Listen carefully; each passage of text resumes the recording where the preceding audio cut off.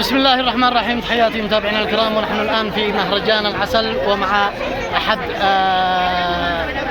رجال الاستثمار ورجال الاقتصاد في جانب العسل، الشيخ محمد صالح الأشموري، طبعا معروف بعالم العسل، ومن اللجان المنظمة لمهرجان العسل في صنعاء. كان مهرجان عظيم جدا وتشرفنا بتواجدنا في هذا المهرجان. أهلا وسهلا بكم شيخ محمد. حياك يا ابراهيم حبيبي، والله صراحه انتم شرفتونا في المهرجان الثاني للعسل اليمني، وهذا المنتج الوطني الذي كل الناس يعني مشتاقين له.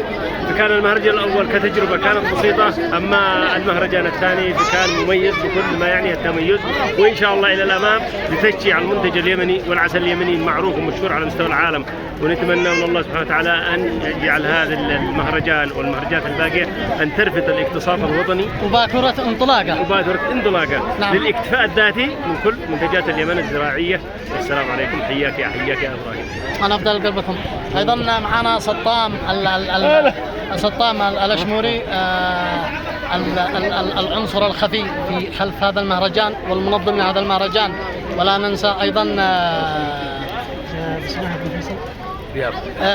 دياب كوادر آل الأشموري.